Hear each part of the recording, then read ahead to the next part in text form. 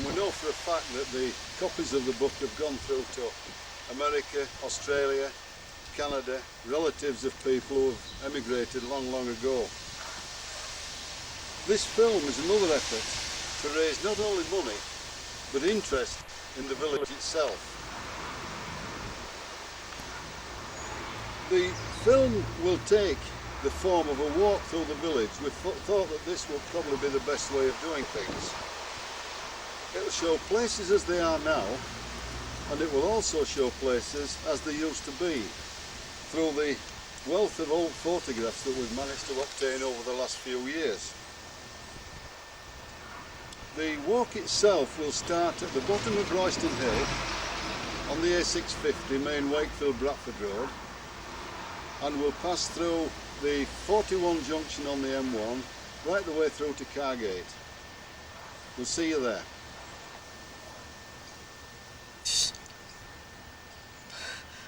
This is one of the photographs from the book that I just mentioned. It shows the opening ceremony of the centre in April 1984.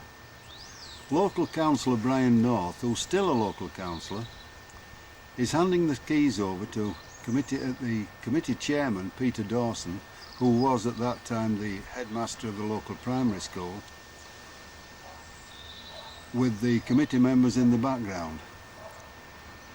The centre itself cost £133,000, and this was raised with great help from Leeds City Council and the MSC. Many events are still organised throughout the year in the centre, and many local groups, children's groups and other organisations find some advantage from using the centre.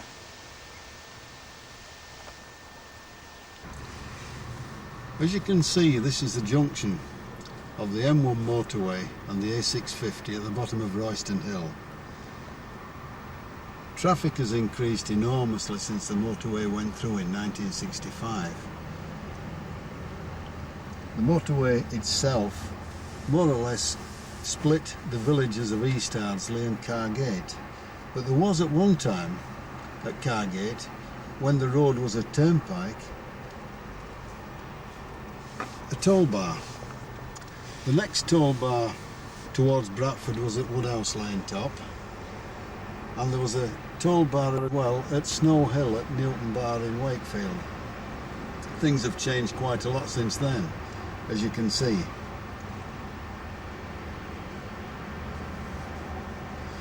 When the M1 was being built in 1965, some rails were discovered, and these rails were dated to 1798, which actually makes it one of the oldest railroads in the country.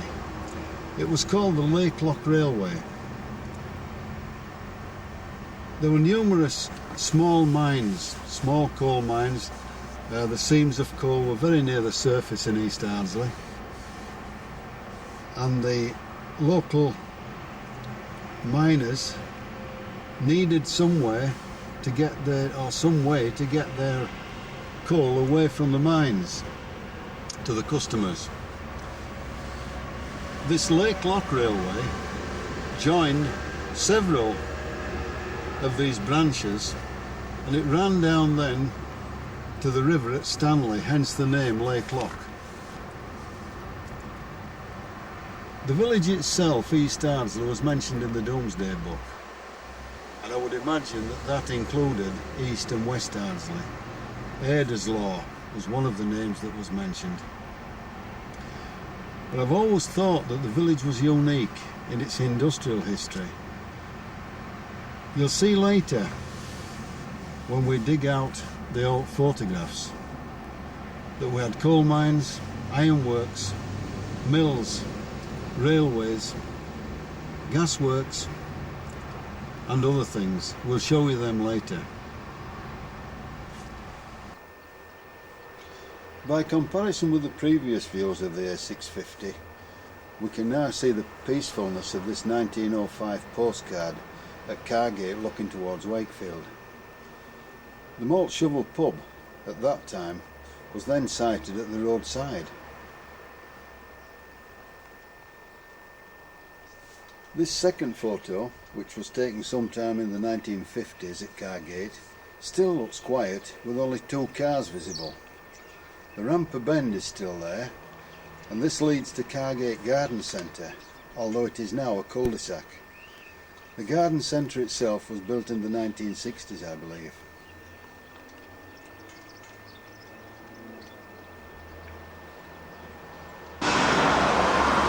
As we go further up Bradford Road, we come to the almshouses, or the homes for aged people, which were built in 1927 by Waterhouses, the builders. There have been few changes since the photo, which we'll show you next, was taken in the 1950s. Small porches have been built at each side, and an electricity substation is sited to the left-hand side.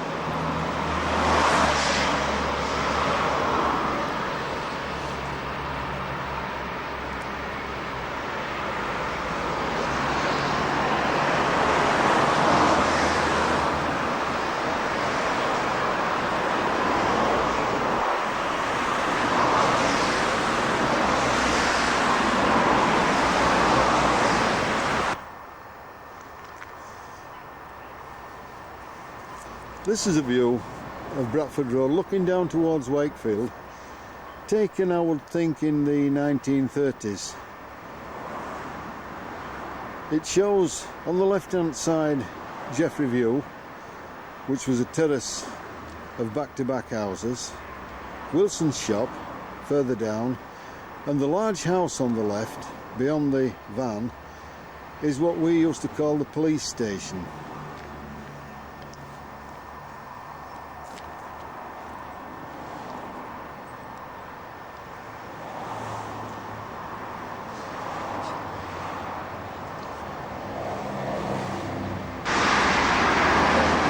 This is the police station, or the old police station, as it is present day, traffic and all.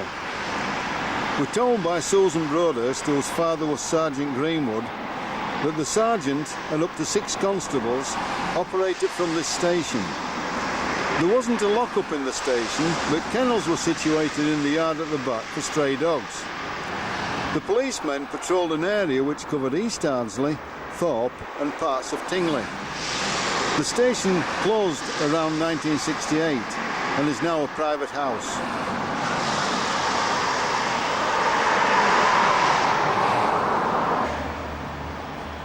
Another shot of Bradford Road, perhaps again in the 1920s, showing Jeffrey View, the old boys' school, and Shades House, the white building on the left. The smaller building to the right of Shades House did contain a lockup, where culprits were held overnight before being transferred to Wakefield Courts. The Salvation Army had premises at one time at the top of Jeffrey View prior to moving down the falls.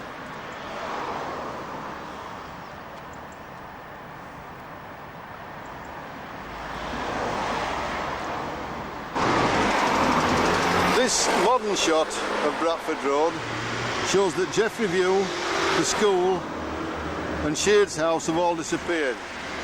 In the place there is East Ardsley Business Court, which replaced the school, and the BP garage on the left hand side is new, and Jeffrey View, the site of Jeffrey View, is now covered by modern day houses.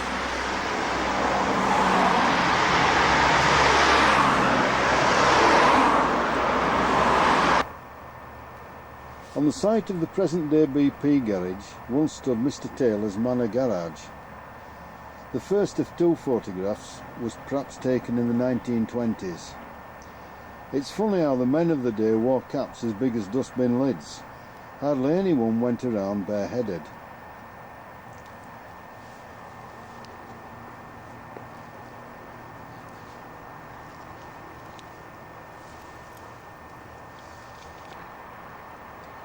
The second of the photos regarding Taylor's shows obviously one of his lorries.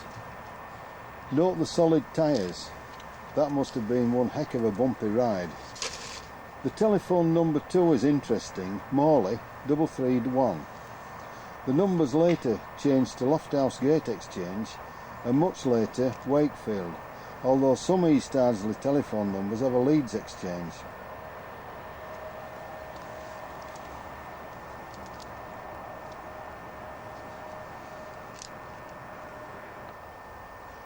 Down the lane to the rear of BP Garage is the home of East Ardsley Cricket Club, established in 1877.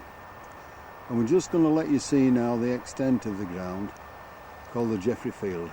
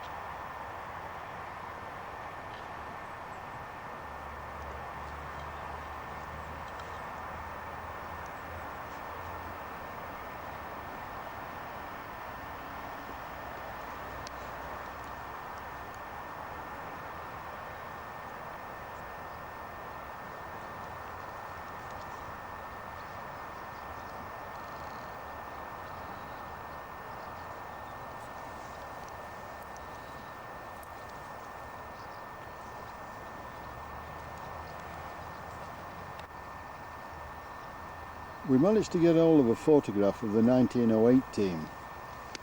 Tommy Turfrey, in the middle of the photo, played for the club for 38 years and then went on to be groundsman. The club have done wonders really. They've never had a lot of money to throw around, but a new pavilion, bar, score box and a new tarmac road down to the club have been erected in the past few years. They play in the Central Yorkshire League, which is a good standard of local cricket. The photo shows 3 members named Bedford, still a noted name in the village. If you look closely at the photograph, you'll see a fox. I wonder if it's stuffed or still alive.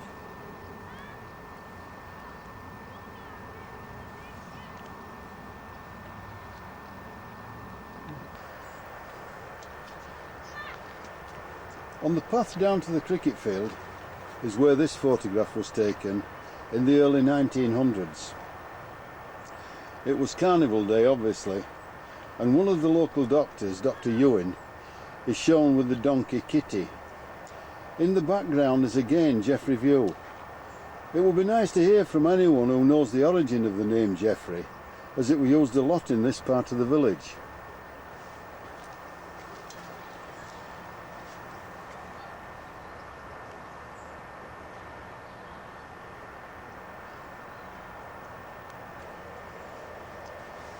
This first photograph shows the old boys' school on Bradford Road, also the Bay Horse pub when it was a Melbourne house. The school, built in 1874, closed in the early 1960s and became, among other things, a local library and a youth club. It was demolished in the mid-1990s and is now a business complex.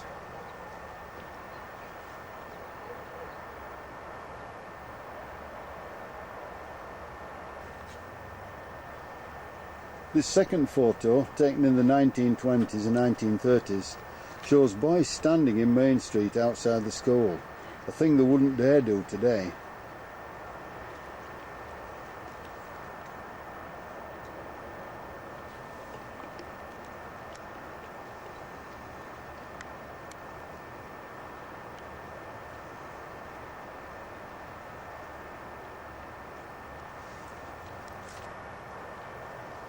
This was a photograph I took a few years ago and just simply shows the school before demolition started. It shows the corner of the school and the playground.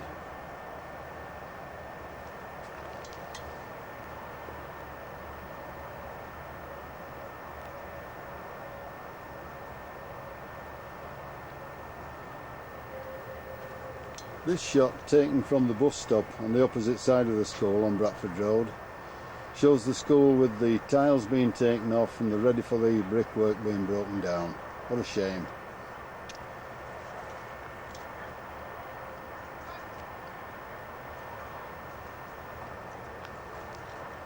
And finally this shows the 1874 headstone set into the wall before demolition started. It's interesting because it shows the word Ardsley chiselled out. This was done during the war to confuse German paratroopers or spies from knowing where they were. Signposts too were taken down to make it even more confusing. It was also confusing to anyone who didn't know the area, German or otherwise.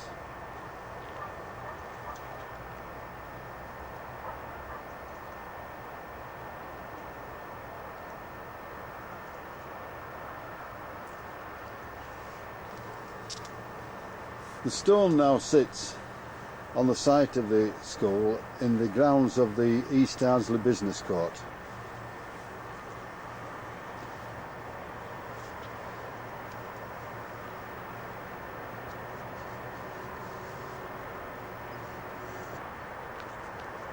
As we leave the cricket field and turn left, we come to the site of the Trian Cafe, which is on the corner of Chapel Street and Bradford Road. Prior to the Trian Cafe, Maurice Hodgson had this cafe. The photograph, I would say, was taken in the 1940s. What we found interesting on this photograph was the fact that there's a billboard for the Empire Cinema, and we thought at one time that it might have been the Empire in East Ardsley, which we called the Bug, but there again that was the new Empire. We found later that the billboard was in fact for the Empire in Wakefield.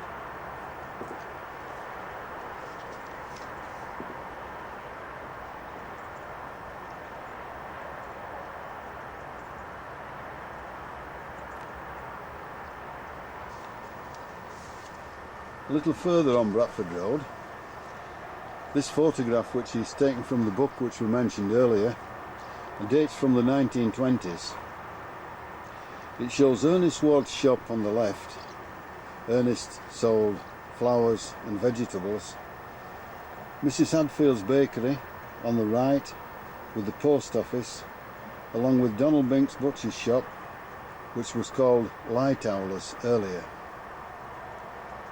I doubt very much, again, if these lads would dare stand where they're standing now with present day traffic.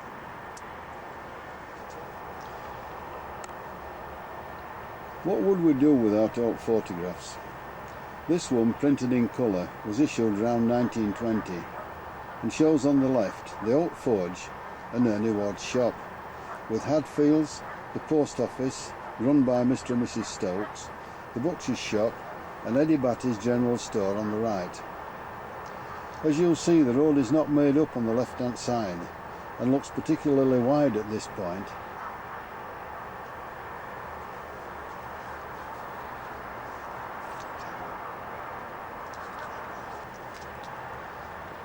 Opposite Bradford Road Post Office stands the Oak Forge. Smiths must have been very busy around this time, with most tradesmen and farmers owning horses. Nearby was the green, where horses were allowed to graze while waiting for the blacksmith to show them. The building was later taken over by Charlie Stansfield and is now used as a storeroom.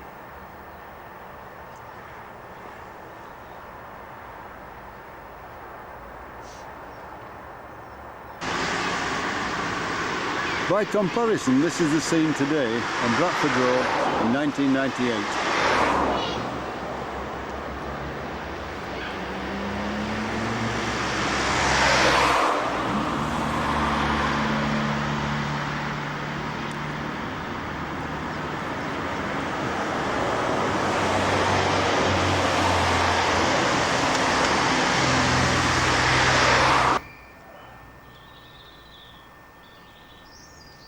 This old photograph, again 1920s style, shows Mr. and Mrs. Stokes outside the post office. Not only were they postmaster and postmistress, but they also sold drapery and underwear, as you can see in the left-hand window.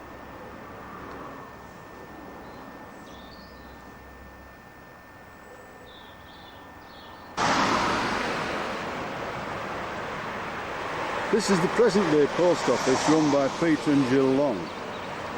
There are over 2,000 addresses in East Ardsley, and the mail, as well as being delivered, is also sorted in the post office. We'll now take you behind the scenes to the sorting office at 6 AM where the lads and lasses are hard at work.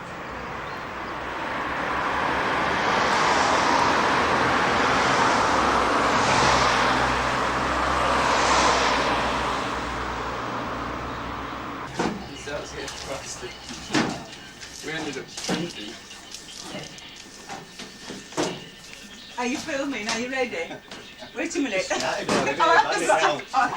I'm going to cook in your kitchen. You what? My mouth out to the blow kitchen at Marilyn Monroe's there. Can we get a fan? You do the famous Marilyn Monroe over the cookie. Hot air blowing up your trousers.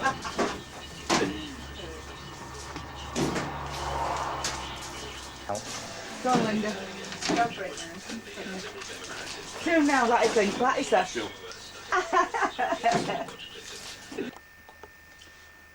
A little further up Bradford Road, going towards Morley, is the Esso garage at the end of Cherry Tree Walk. Prior to this, Mr Walker had a garage, mainly dealing in cycle and motorcycle repairs. This photograph shows Mr Walker's garage roughly in the 1930s. Cliff White also had a garage there after Mr Walker, but at that time the motor car had taken over. Ward's and then Green's had a fish and chip shop on this corner a few years ago.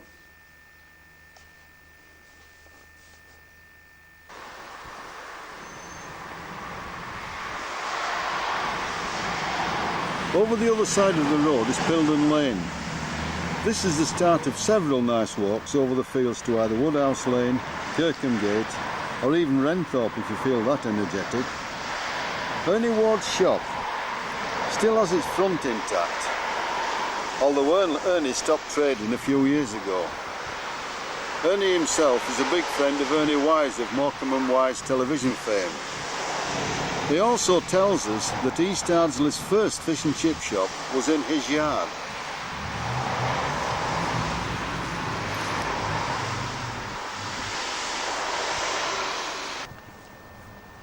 This is a fairly recent, well 10-year-old photograph of the Zion Chapel on Bradford Road. It's now the Carpet Mill. Its official title was the Methodist Free Church, and this building was opened in 1869 with later extensions. The chapel closed in the 1960s following the merging of the three village chapels. The firm of J.S. Bramley used the building for a while, then Micro Methods, and finally the Carpet Mill took over.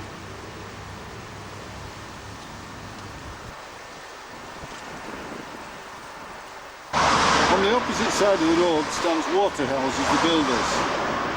This was until 1936 the Black Swan pub.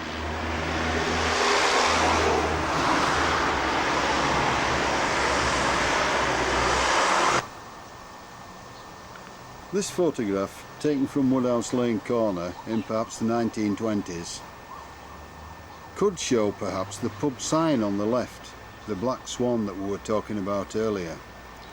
The shopkeeper Orlando Watson on the left also had a printing works which is now the Yorkshire Kitchen Centre. The surgery of dentists Isaacs and Robson is now on the left hand side in the terrace of houses.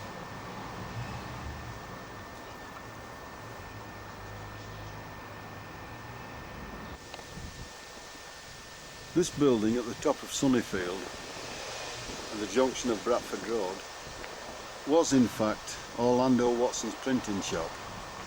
It is now the Yorkshire Kitchen Centre.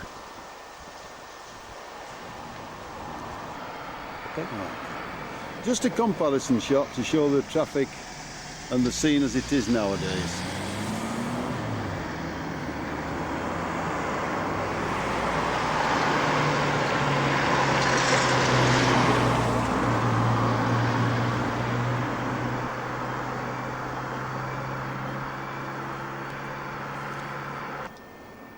We're getting away from the traffic now to Woodhouse Hall, just down Woodhouse Lane. It's now a residential home, but it once was the home and surgery of local doctors. Dr. Ewing, Emmett, and finally Dr. Wilkin. This picture shows a group of specials in the grounds of the hall during the 1914-18 war. These men were on essential civilian duties.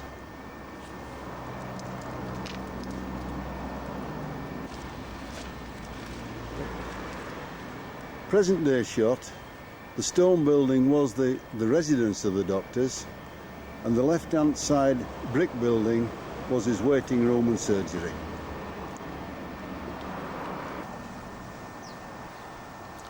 As we go further down Woodhouse Lane, we come to the village duck pond at the corner of Blind Lane.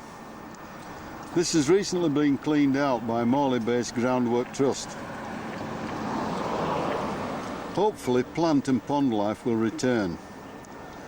At the very end of Woodhouse Lane, near the junction of Batley Road, there's an area called Who Could Have Thought It? This refers to a mining accident in 1809 when 11 men and boys were trapped by floodwater.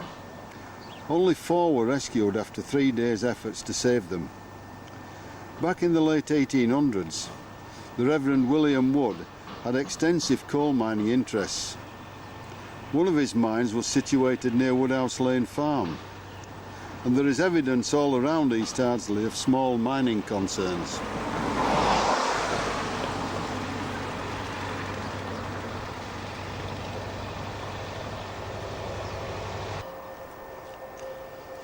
This autumn scene, again taken from Woodhouse Lane, shows East Ardsley's farming interests. In the distance we can see Gawthorpe Water Tower.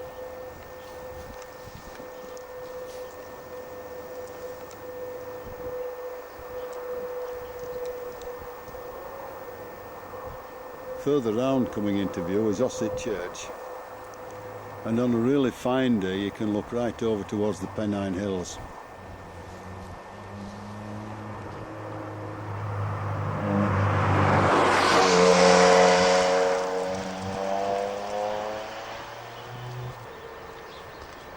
Back up onto Bradford Road, this photograph, probably taken in the 19-teens, coloured postcard actually, on the way up to the crossroads at Amblers Mill.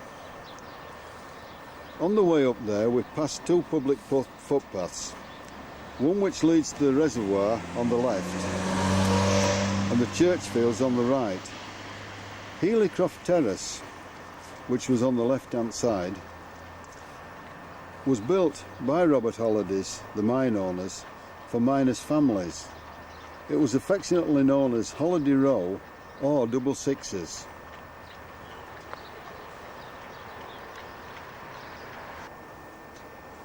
This old photograph, obviously taken not long after the mill opened, shows the fact that horses, not cars and lorries, ruled if you look at the muck in the middle of the road.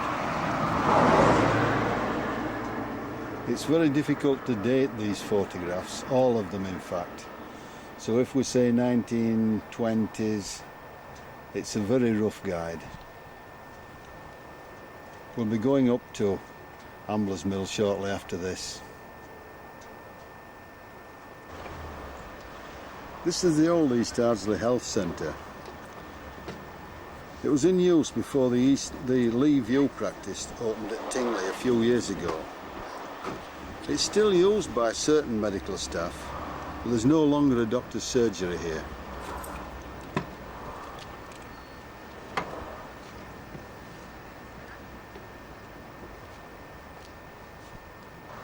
Yet another photograph taken from the East Ardsley book. This was taken actually in 1943, and it's the old nursery which has been knocked down recently at the side of the health centre. It was opened as a creche during the war for the children of ladies working at the opposite Amblers Mill. It was closed down about a couple of years ago.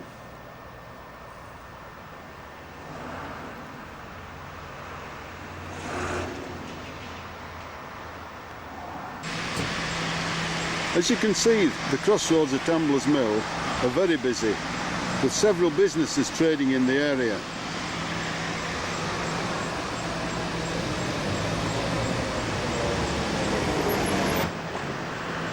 First one we come to is Elaine's Sandwich Shop, which once was Peter Wright's grocery store.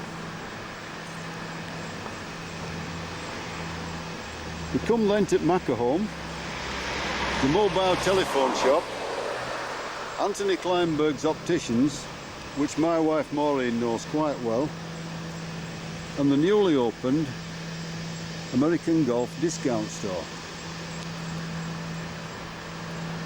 The golf store was once Ken's store, owned by Yvonne and Peter Hudson.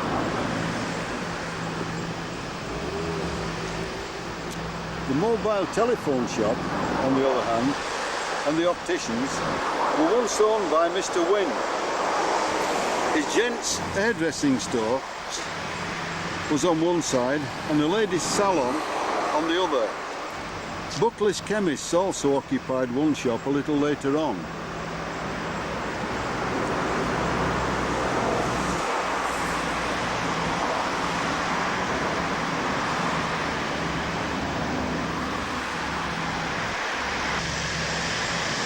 It was sad to learn a few weeks ago that Ambler's Mill was to close in September or October of this year.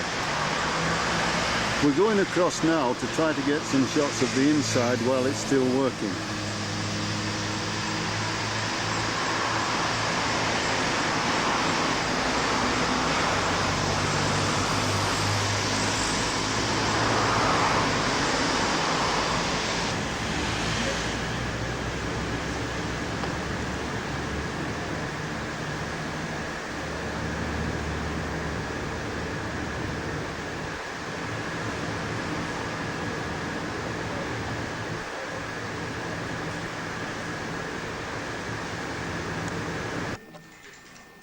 The mill opened in 1912, has provided employment for many East Ardsley and Tingley families. This is a shot of the offices, which haven't altered very much over the years.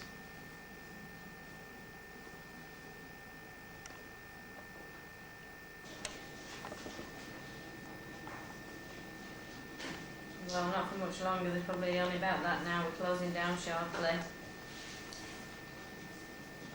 Okay, bye.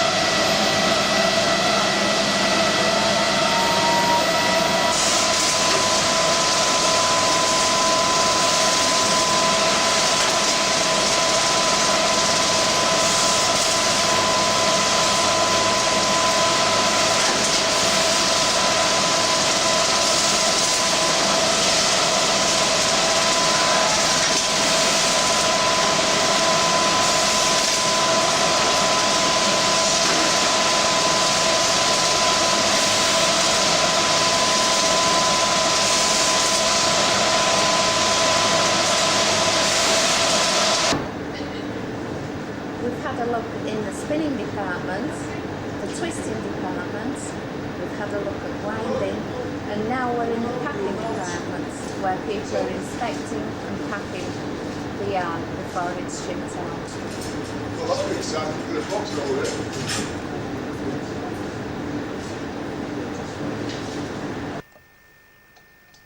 Before we leave Ambler's Mill, we thought it might be nice to show a picture of the old steam engine, which at one time ran 22 ropes into the mill for 54 years before it was taken out of service in 1966. It'll seem strange not to hear the noise of the machinery running in the mill after closure. Let's hope that employment is found by all the workers who want it in the near future.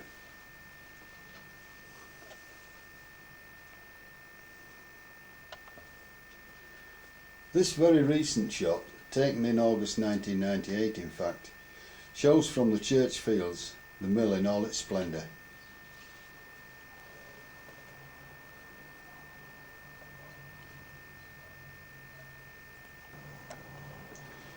This aerial view of the area, taken sometime in the 1950s, shows the crossroads. We can see the huge bulk of the mill itself, along with the offices, canteen and the engine house. Houses along Common Lane include Milroyd, Coronation Terrace and East View. On the corner stands the post office, which has been in the Loring family for some years now. Pit ponies can be seen in the field alongside the Plate Road, and the Fanpit engine house can be seen top left. To the right is what is now PJ Fisheries, which was once owned by the Bloomfield family for quite a while.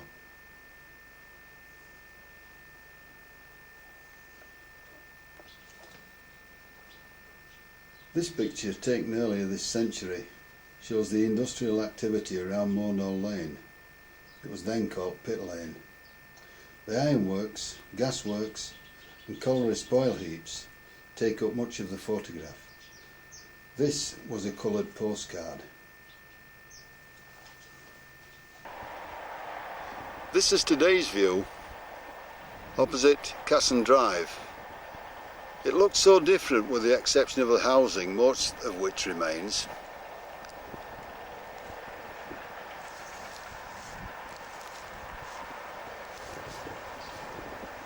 From the left, we can see the Thorpe Hotel, which is now named the Falconer's Rest.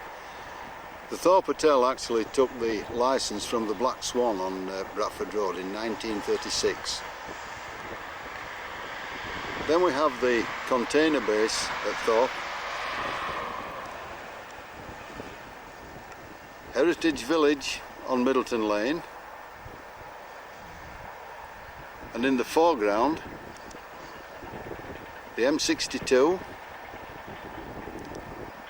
Railway Terrace,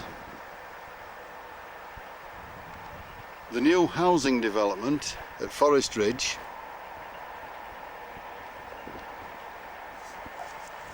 the spoil heaps which are now well wooded,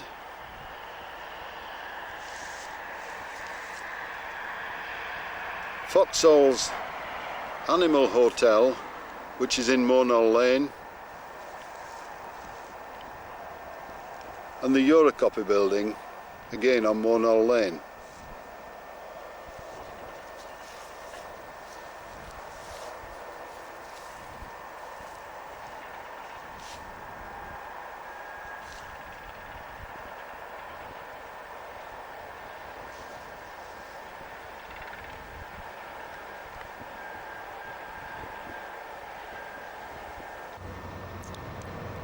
Further down Common Lane are the headquarters of East and West Ardsley Allotments Association, who are celebrating their 60th anniversary this year.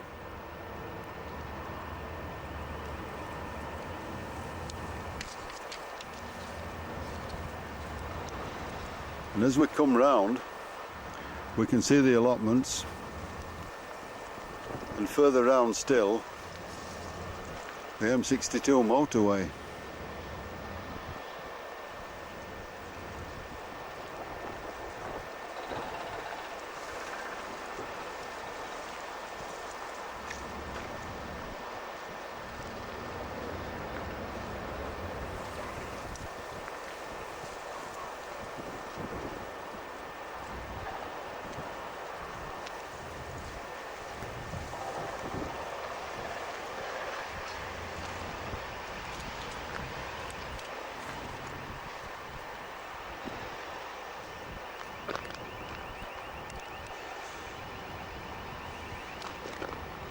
The old Co-op building was once a grocery store. It was built in 1905.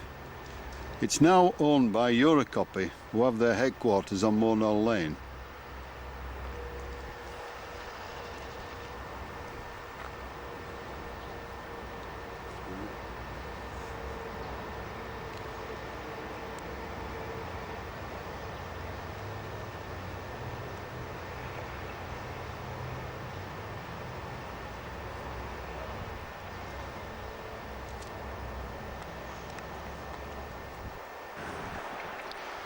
Railway Pub was once the headquarters of East Ardsley's other cricket team, the Railwaymen, commonly known as the Loco. Their ground was near the Bradford Rail branch line, but is now covered by the M62 motorway. The team folded in the 1950s.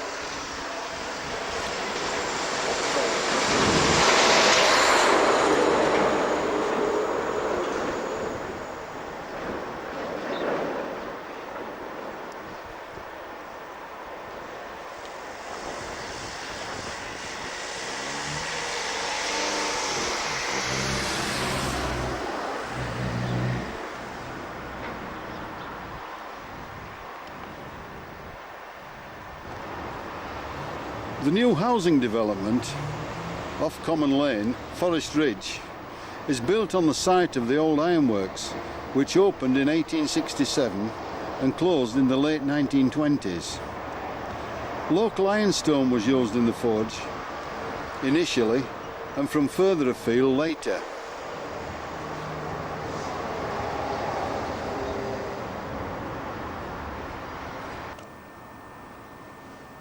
This is a group of ironworkers taken in the 1920s.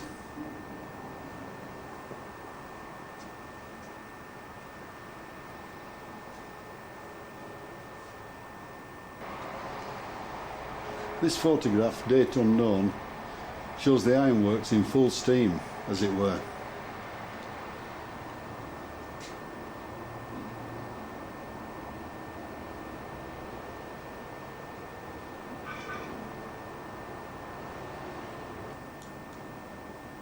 In 1908, there was a massive explosion at the ironworks and 5 people were killed. Postcards were issued to aid relatives of the victims. Several copies of this postcard actually turned up when we did research for the book 10 years ago. This is the Barratt housing development, Forest Ridge. As we mentioned previously, it's built on the site of the old ironworks, which, as we say, closed in the late 1920s. The site was later taken over after the war by Limmer and Trinidad, and then later still by the Tarmac Company.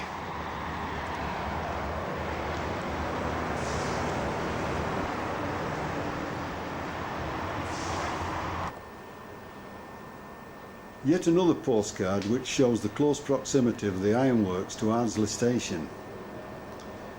Probably taken 1920s, 1930s, again we're not quite sure.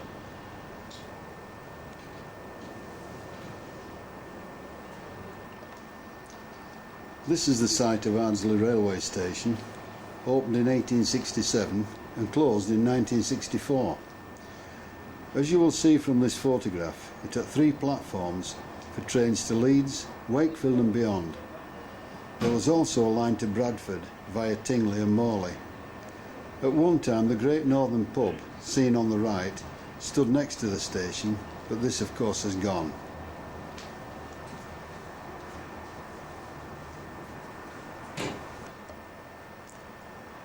This shot shows an express train coming in from Leeds, just approaching Leeds, the Ardsley station.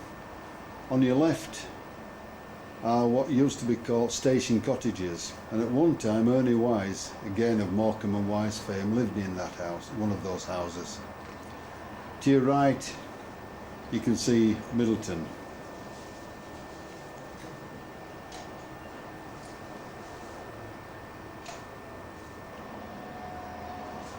Another shot of Ardsley Station with the Queen of Scots coming through from Wakefield to Leeds. For some reason, The station was not called East Ardsley, it always went under the name of Ardsley.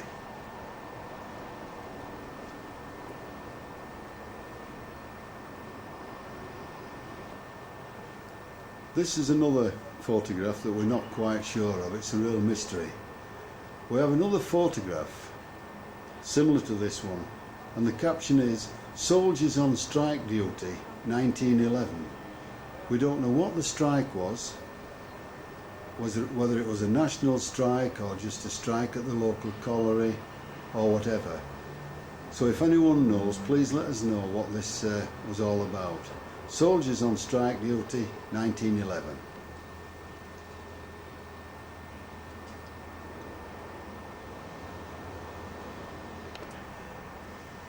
This photograph of the Home Guard unit was taken in 1942. The men mainly came from the railway area, Railway Terrace, the Falls area. From these areas, of course, most people did actually work on the railway.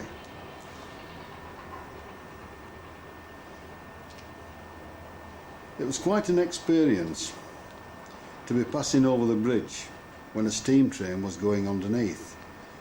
You were enveloped in steam and occasionally managed to get a piece of grit in your eye. However, there is no smell quite like it to bring back memories.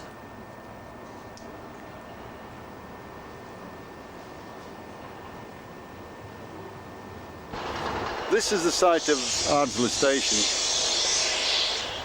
and we can compare this with the photographs that we've just seen.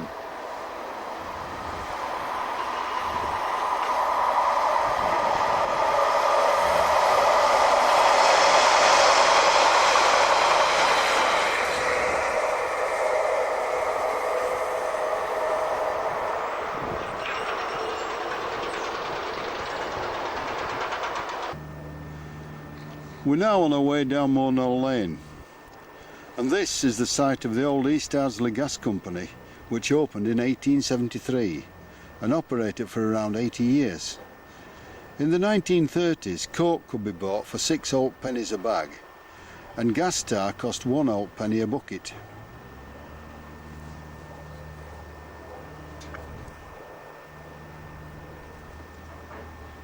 The gasworks yard was the meeting point for a section of the ARP during the last war. These men and women came from this part of the village, Railway Terrace, station cottages and all around there. The main headquarters were in the White Horse Hotel stables.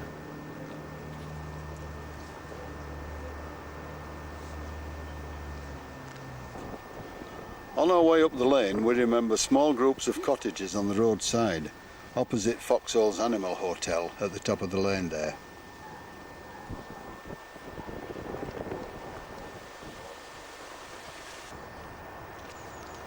On the left is the site of East Ardsley Colliery, which was sunk in 1872 and closed in 1968. Robert Hollidays, Henry Briggs and then the National Coal Board owned and managed the colliery between those years. Our first shot photograph shows a general view of the pit yard.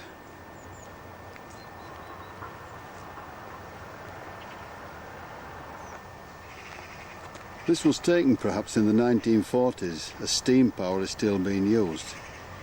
I remember that occasionally, after about 7 winds, the engine ran short of steam and the cage of men was left dangling in the shaft until steam pressure was built up again. The 8th end was the one to avoid. A downcast shaft in winter was not the place to be left hanging.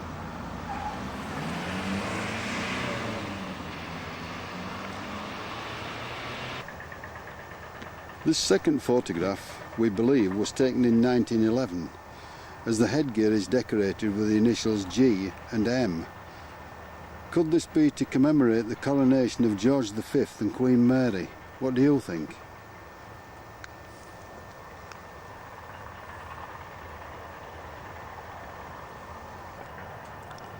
Cliff Warren, one of East Ardsley's colliers, was featured in the Coal magazine in the 1950s. It shows the old system of roof support before the pit was mechanised.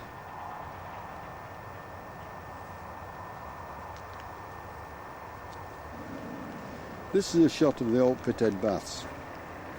They were opened in 1952 and closed obviously when the pit closed in 1968. In 1971, Cyril Gay, the chairman of Eurocopy, purchased the baths and reconstructed internally. It was named Northern House. Problems were encountered in the 1990s when extensions were proposed and the old building was replaced with what we see now.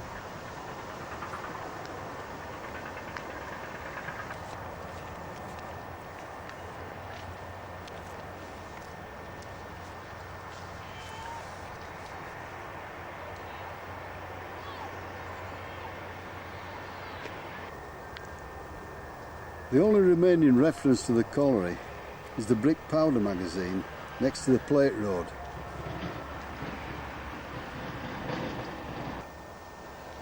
The plate road itself was a plated track which allowed carts to carry coal away on a reasonably level road to Bradford Road at Amblers. Griff Farm was once associated with the colliery and supplied much of the feed for pit ponies. It can be seen from the plate road.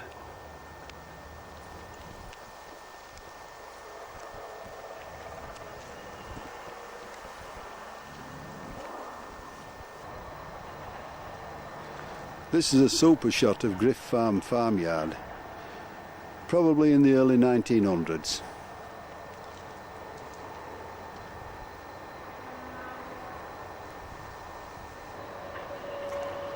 A memorial to the miners who worked and died at the colliery was erected in 1995.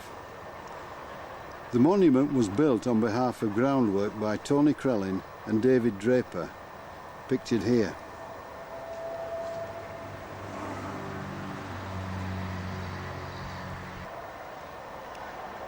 The memorial itself was unveiled in May 1995 by the Lord Mayor of Leeds at the time, Councillor Peggy White.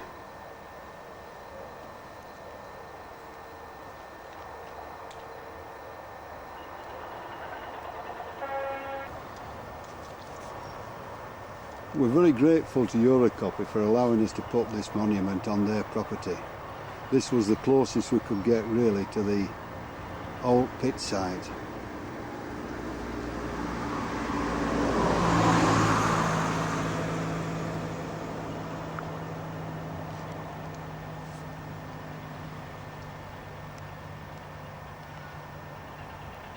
This is another shot of the new Eurocopy building.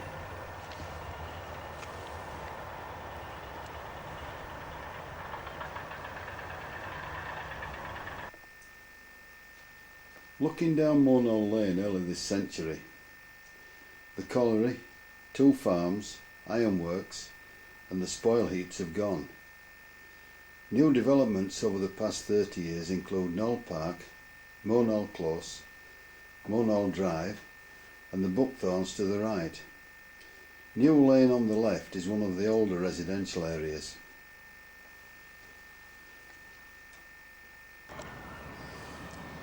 This is a modern day view.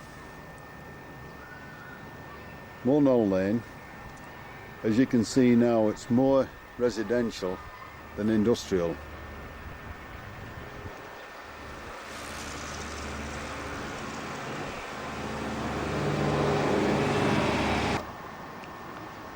We've diverted a little and made our way down the falls towards the railway bridge on the way to Thorpe. The scene now is totally different to the one that we're showing next, when the railway was in full flow. To the left are the hilly fields and the Nook fields on the right. These were our playgrounds in the past.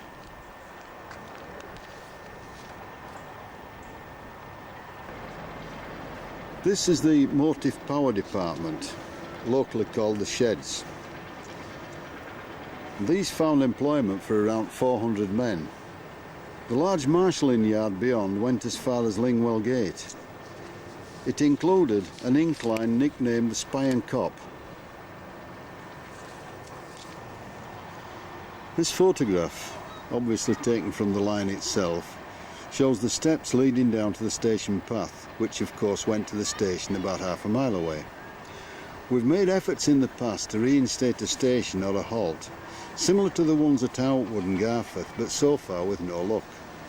We think a park and ride would be ideal for this particular spot.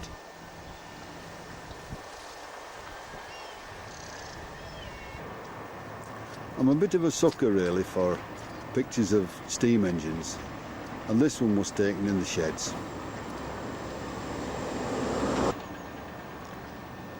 Now back up the hill into the falls area.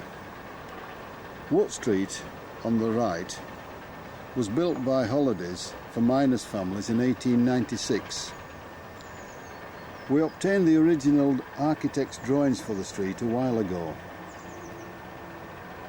The top house, up to a while ago, was the local post office. This photograph showing Annie Street, Mary Street junction. It also has Jimmy Ordish's shop on the corner. He would recharge the large accumulator needed to power the radios of the day. Norman Dancer's barber's shop can also be seen. Norman only had one style of haircut, straight over the top, with a tuft of hair left at the front. This is another view of roughly the same scene, but taken a little bit earlier.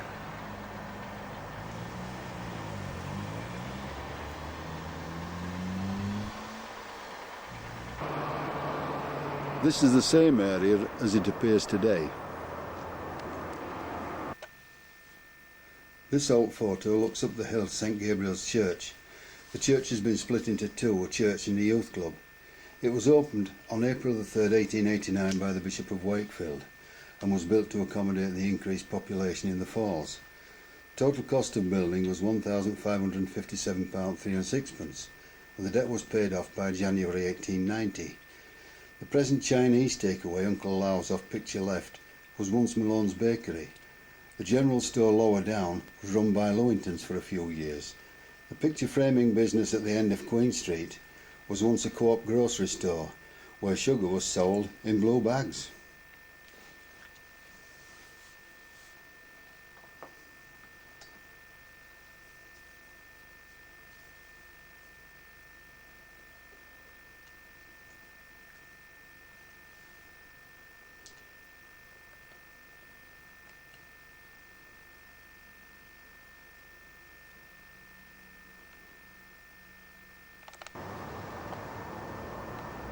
Passing down Mill Lane, Bright Street, Queen Street, Gordon Street on the right. Wolsey Terrace, this grassed area, was demolished in the 1970s when the area was regenerated. On the left was the Salvation Army hut, made of corrugated iron. That certainly was noisy when it rained.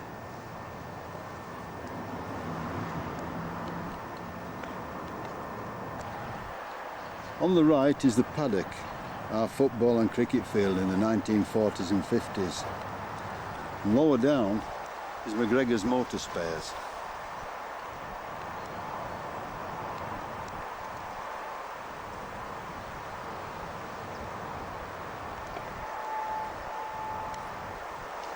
This is the site of Kendon Ropes and Twines Company Limited, who took over from British Ropes perhaps 18 months ago.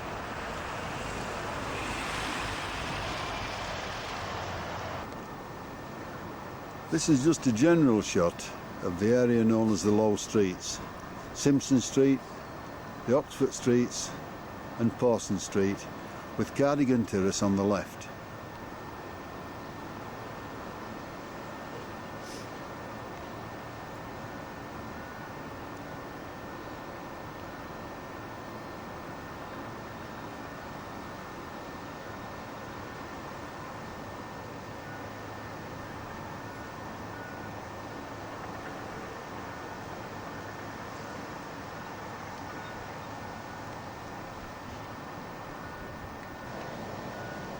Just as a matter of interest, this John Holmes van, probably taken in the 1950s, is shown in the old mill yard.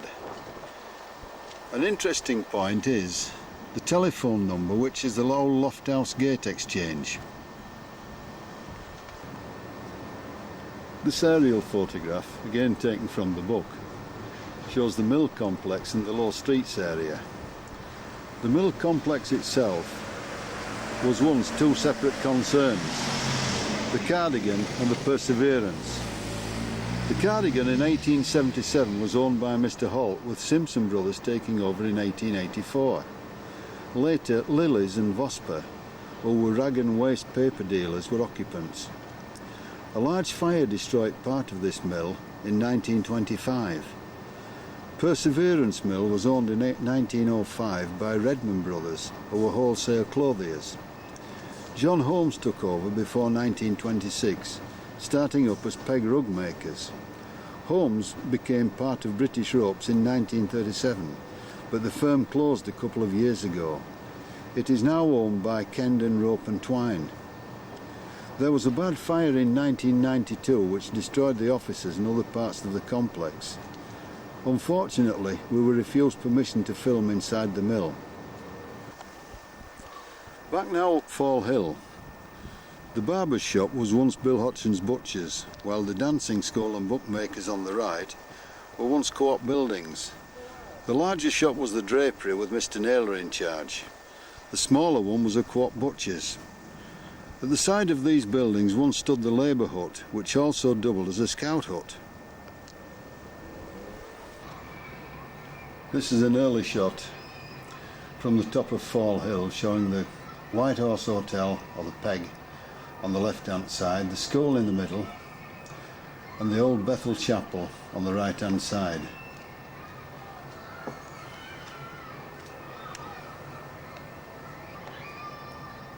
This is a poor photograph, we realise that, but it is the first landlord of the White Horse Hotel in 1882, and that's when the photograph was taken. We apologise for that.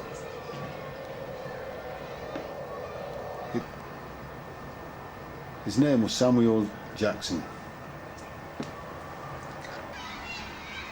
The White Horse Pub, owned by Colin and Joan Asquith. The story goes that the present pub was built around the old one, and the inside one gradually thrown out of the windows as building progressed. The Peg is the HQ of Ardsley Celtic FC, and we'll go for a walk down Cave Lane after we've been into the school to hear the kiddies singing. The Celtic play in the County Amateur League at present. The club was formed in 1958 by members of the Old Tingley Rovers Club.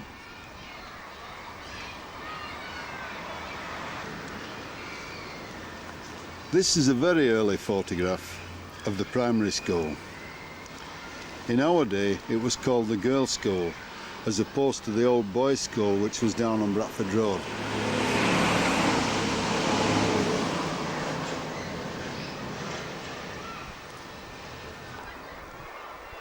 And of course we cannot miss out the nursery school on the opposite side of the road.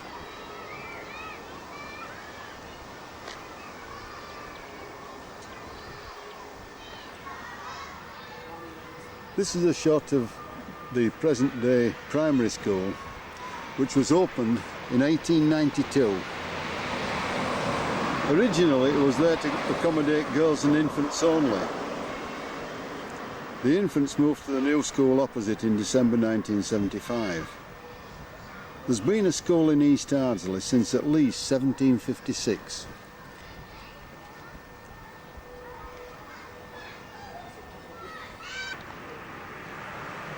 This is the foundation stone of the Fall School, which of course is now the primary school. Stone was laid on the 25th of July 1901 by the chairman of the board, Eli Simpson. As you can see, Ardsley has been chiselled out. Again, this was similar to the one down at the old boys' school, just to confuse German spies during the war.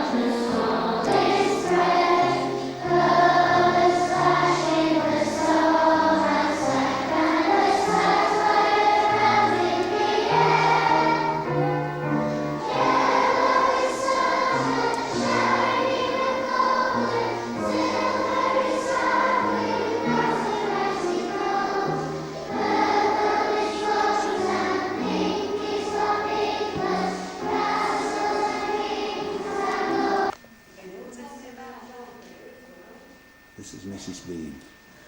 Hard at work, as usual.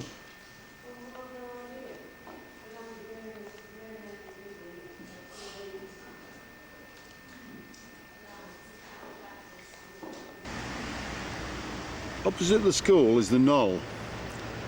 It was once the home and surgery of local doctors, Dr. Murphy being the last.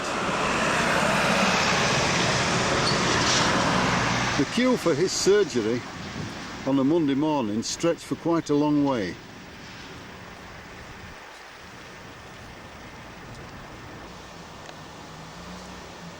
The Bethel Primitive Methodist Chapel stood opposite the primary school. This photograph, taken 10 years ago, 1988, shows the Bethel Chapel being demolished. The stone from this building was then turned into 2 private houses on the site. Land opposite the primary school was purchased from the Earl of Cardigan in June 1892. Foundation stones were laid in July 1893. After closure, the chapel was used as business premises for a time.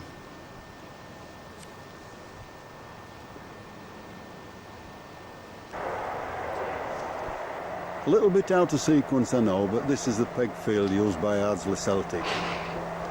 The club moved away from Ardsley a few years ago, only for 2 seasons, but thankfully they're back again in East Ardsley.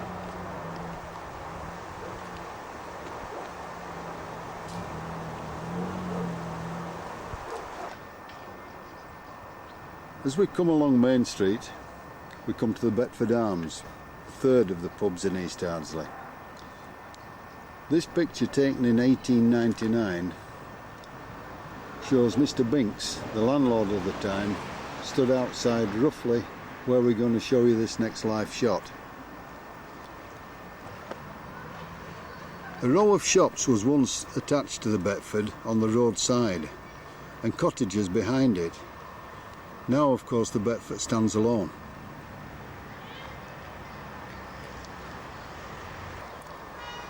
Sadler's Meat Products shop, which stands between the Betford and the school, was once Fred Clayton's fish shop. Yorkshire Fencing's property is on land once owned by Joe Steele, the taxi owner and one-time cinema owner.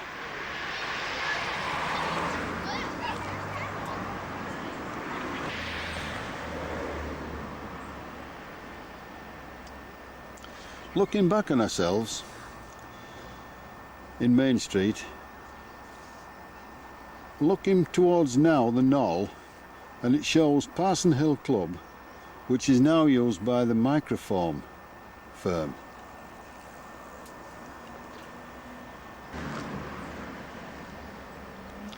The Reverend John Hill, pictured here, was the vicar of East Ardsley for 53 years. He initiated many new projects in the village, including the Sunday School, the new church in 1881, St Gabriel's, and what is known as Parson Hill Club. More information on Parson Hill is available in the East Ardsley book. Opposite the present-day community centre stood a group of 4 shops. This picture is of Walter Day's cobbler's shop.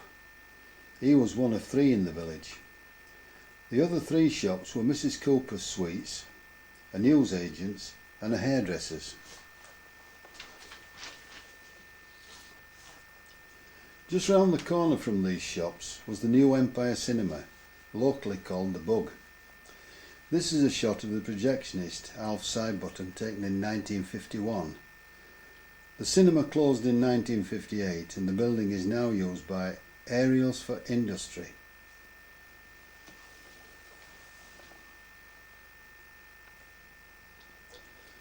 This view, also taken in 1951, shows, reading from the right, the Bug, cinema, the 4 shops, a toilet block, an old man's shelter,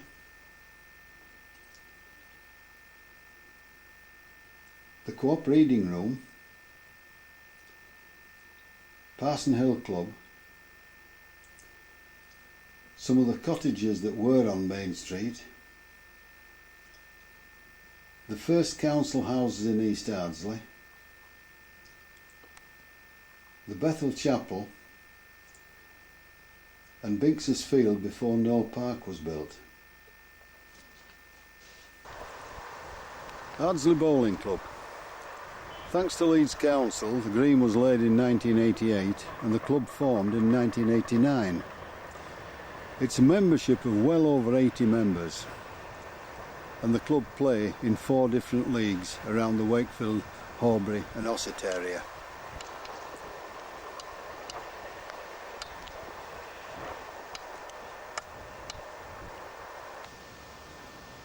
This was one of Parson Hill's major projects. Prior to 1881, the church was in poor state of repair. So in 1881 this church was built, the present one that you see now.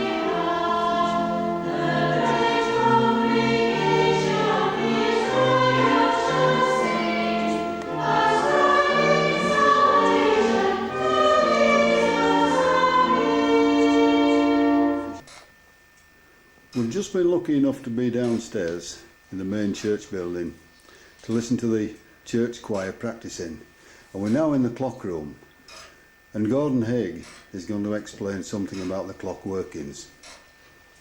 The clock itself, like the bells, dates from 1883. It was built by Foxes of Leeds. Since that time it's been fully overhauled and had electric winding fitted.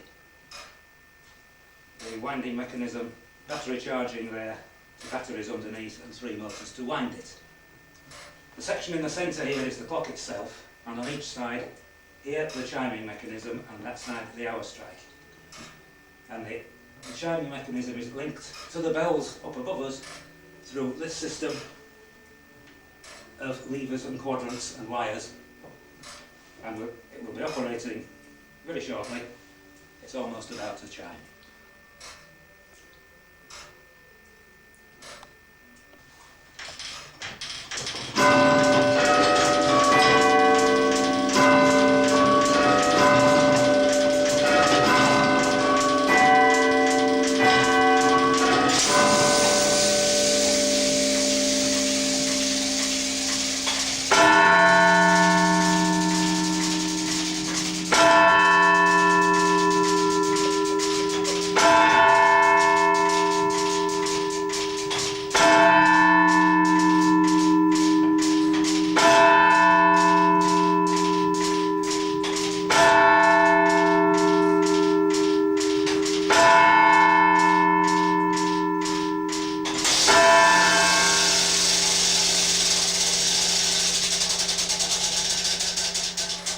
It's a good job it won't. In February 1997, the bells were taken from the tower to be tuned and given new fittings.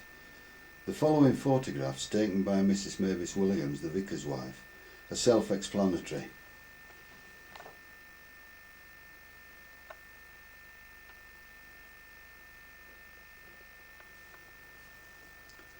As you can see, the 1-ton bell only just squeezed through the Norman archway.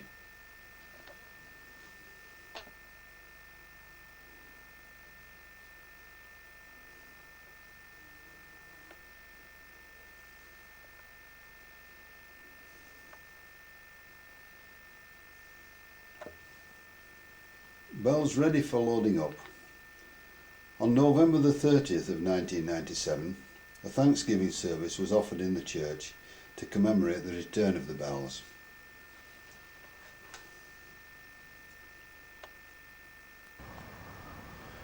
We leave the church passing through the Lich Gate and down Church Lane.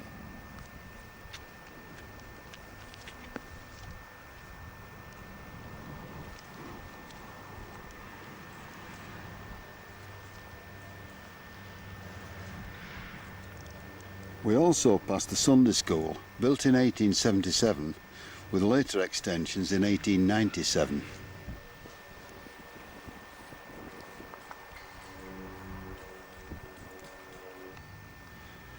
We've arrived now at Chapel Street. This shot was taken in 1967, and it shows what was then Broad's grocery shop on the left. Hudson Row, back-to-back houses, and off picture the Conservative Club. This old photo looks towards Williams the plumbers. It shows the junction of Chapel Street and Main Street earlier this century. It shows on the right Ben Overend's shop, which is now Elizabeth Hunter's, Williamson's the plumbers, Mr. Knox's photography shop, the old school and the schoolhouse, and St. Paul's Chapel.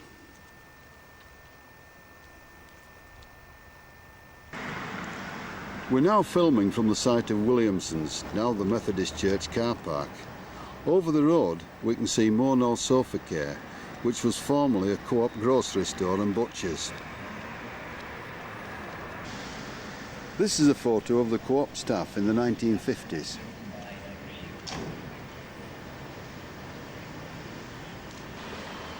Next door is the General Working Men's Club, opened in 1938. But still called by some the New Club.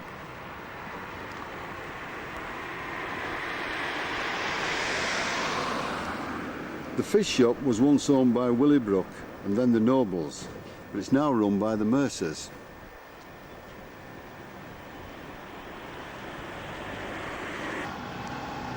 At the end of Parker Street stood the shop owned by Mr. and Mrs. Roberts, Kellett's, and finally Peter and Pat Binks.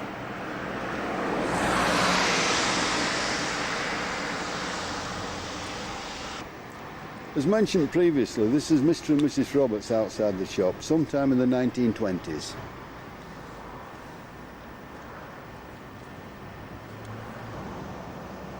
This was once Ben Overend's shop. It's now owned by Elizabeth Hunter Soft Furnishings. We've got Chapel Street.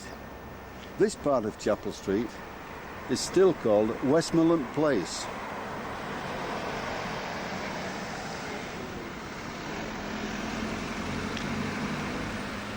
And as we move round, we come to the Conservative Club, or the Connie Club, as everybody knows it. But to many, it's still the Tickle Belly. It's been extended greatly over the years.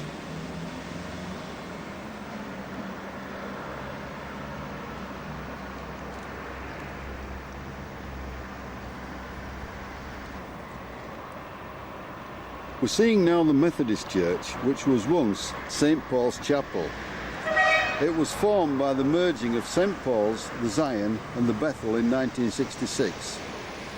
Let's now have a look inside. As you can see, people are very welcome at the Methodist Church.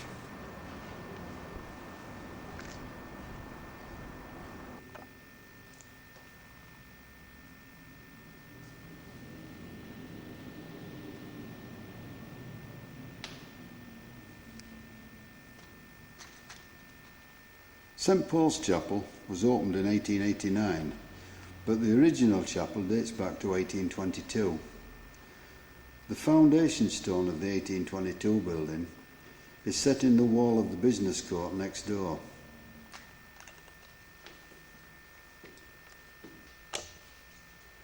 This is a page from the 1881 Wesleyan Methodist Baptismal Register.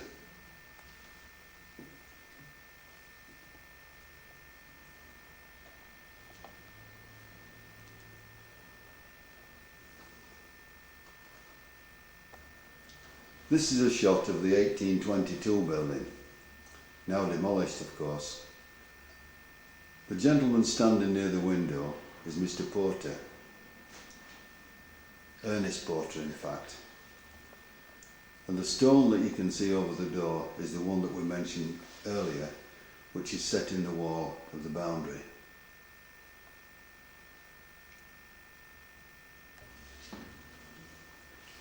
(1940s). It's a homemade production by members of the chapel, Cinderella.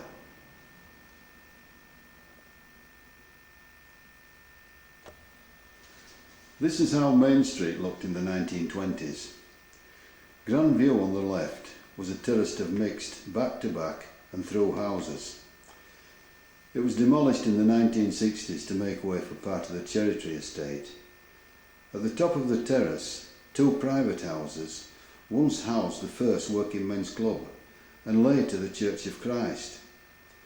Richardson's The Ironmongers stood beyond this and is now owned by Carlton Joinery. The old hall, the oldest surviving building in the village, was built from 1623. We have more information available to anyone who is interested.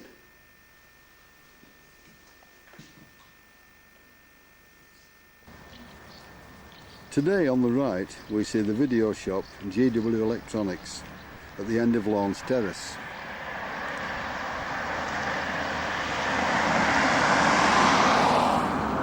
These shops have been used in the past as a barber's, ladies' hairdressers and pharmacists Mr. Midgley and later Mr. Barraclough.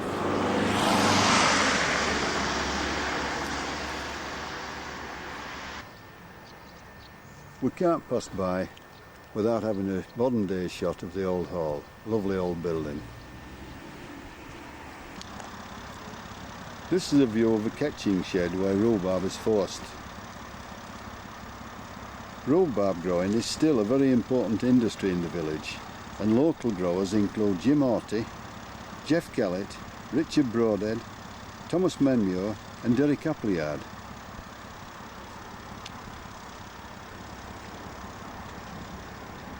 As we pan round, we can see the M1 and the 41 industrial estate and beyond.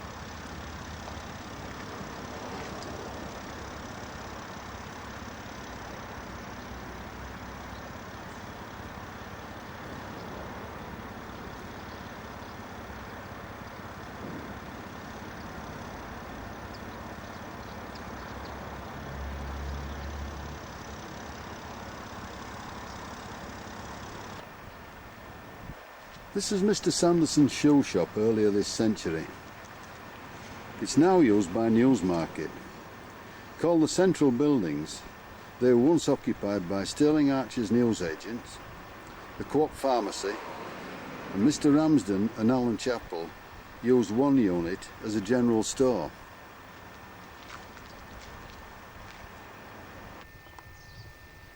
Before our walk ends, we thought it only right that we visit the War Memorial in the churchyard.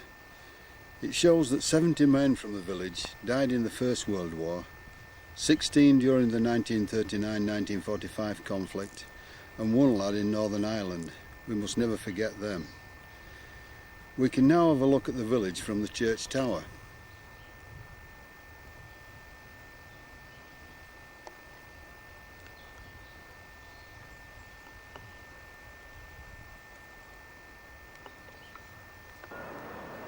Thanks to Gordon Haig, we're now on the tower. We start at the community centre and leave you to follow the camera.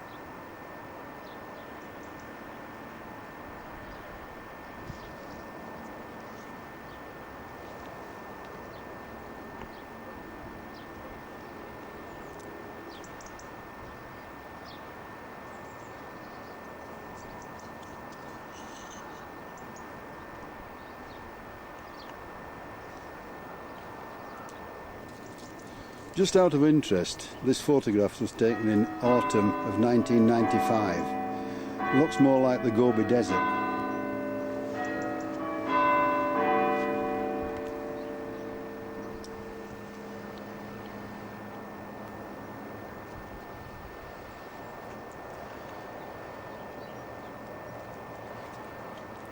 And this is how the reservoir looks today.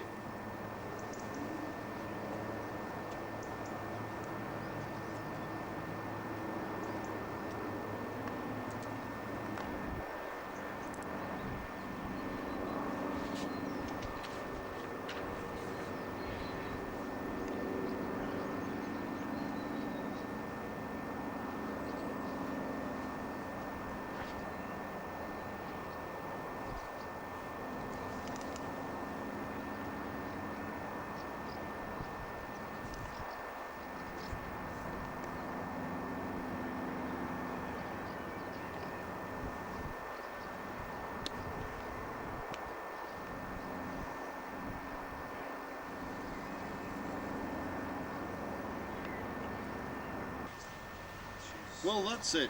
We're back where we started at the community centre with members of the present committee behind us. We're indebted to several people for the help we were given over the 8 days that we were filming. Kathy Bragg and the management at Thomas Amblers for allowing us to film among the last production scenes at the mill. The Reverend Keith and Mrs Williams for the church scenes and for photographs. Headmistress Mrs Bean and the staff at the primary school. Peter and Jill Long at Bradford Road Post Office. The Reverend Enid Knowles and Barry Holroyd for allowing the Methodist church shots. Eurocopy, particularly Mr John Gay, for sleeve insert copies. We must thank most of all the main member of the production team, Les Hutton, local postman and cameraman. My wife Maureen also helped greatly with the photographic sequences. We've had a great deal of pleasure from the project and hope that you too have enjoyed our effort.